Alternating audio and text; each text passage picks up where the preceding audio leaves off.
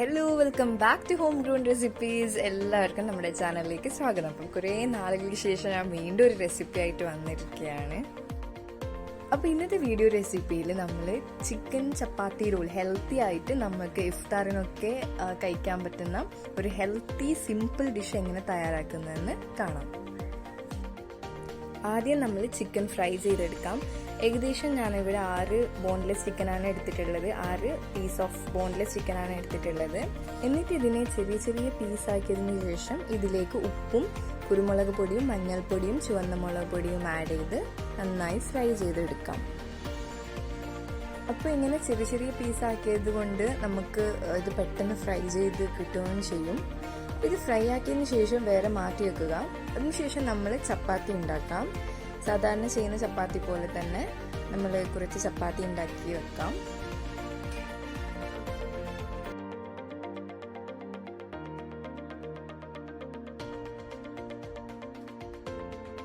ചപ്പാത്തി set ആയതിനു ശേഷം നമ്മൾ മയോനൈസ് ഉണ്ടാക്കി വെക്കാം. അപ്പോൾ മയോനൈസിൻ്റെ വീഡിയോ ലിങ്ക് ഞാൻ താഴെ ഡിസ്ക്രിപ്ഷൻ ബോക്സിൽ കൊടുത്തിട്ടുണ്ട്. മയോനൈസ് ഉണ്ടാക്കിയതിന് ശേഷം നമ്മളൊരു ബൗൾ എടുത്ത് എല്ലാ ഇൻഗ്രീഡിയൻസും ഒന്ന് മിക്സ് ചെയ്യാം. ആദ്യം നമ്മൾ ക്യാബേജ് നമ്മൾ വേണ്ടത്ര എമൗണ്ടിൽ എടുക്കാം.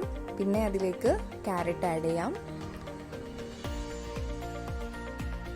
അതിനുശേഷം നമ്മൾ ഫ്രൈ ചെയ്ത് ചെറിയ ചെറിയ ചിക്കൻ പീസ് ആഡ് ചെയ്യാം.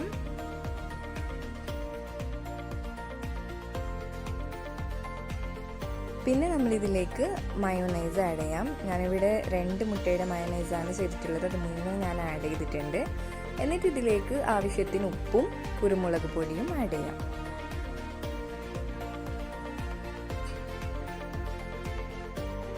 എല്ലാം ചേർത്തതിന് ശേഷം ഇതിനെ നന്നായി ഒന്ന് മിക്സ് ചെയ്തെടുക്കാം.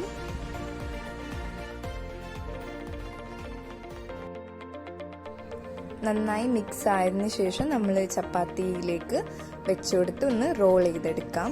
ഇത്രയേ ഉള്ളൂ. കൂടുതൽ ഓയിലൊന്നും യൂസ് ആക്കാണ്ടുള്ള നല്ല ഹെൽത്തി ആയിട്ടുള്ള ഒരു ചപ്പാത്തി റോളാണ്. നിങ്ങളെല്ലാവരും ഇതൊന്ന് ട്രൈ ചെയ്ത് നോക്കുക.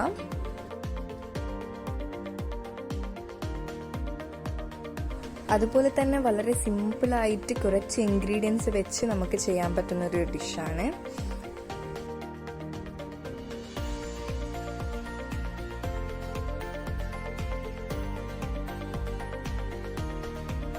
അപ്പോൾ ഇത്രയും ടേസ്റ്റിയും ഹെൽത്തി ആയിട്ടുള്ള ഈ ചപ്പാത്തി റോൾ നിങ്ങൾ എല്ലാവരും ഒന്ന് ട്രൈ ചെയ്ത് നോക്കുക.